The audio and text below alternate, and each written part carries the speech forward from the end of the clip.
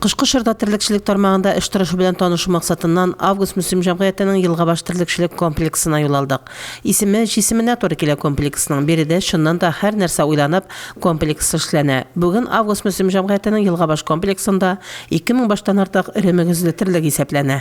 800-ге якын сыер, 700 саула. Средний показатель дип әйтсәм инде 14-15 литр арасында бір башка сөт саула монда августта. Терлекләр һәр көнне иртәнге савымнан соң саф һавага чыгарыла һәм кичке савымга кадәр утарда йөри. Без барган көнне дә терлекләр көндезге прогулкада иде. Утарларга су, тоз, пешән, салам һәм силос җитәрлек ташылган. Соңгы вакытта җәмгыятьтә сөт савып алу күзгә күренеп артканнан арта бара икән. Бүгенге көндә менә уже 700 баш тана каплаттым.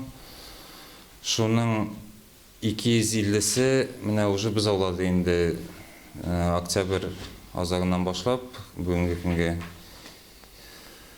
Таналар әйбәт дисәм була инде 17-18 литр бирә башлыйлар. Беренчедән ул бер без аулаган сыерга әйбәт показатель дип уйлыйм. Комплекста бозаулар холодный метод алымы белән тәрбияләнә һәм үстерелә. Бу алым белән тәрбияләнгән терлекләр үзләренең төрле авыруларга бирешмәү эшчәнлекләре, сәламәт һәм нык булулары белән аерылып торалар. Белгечләр фикеренчә, мондый бозауларның төрле авыруларга каршы торучанлыгы бина эчендә тәрбияләнгән бозауларныкына карый 9-11%-ка югарырак дип бәяләнә.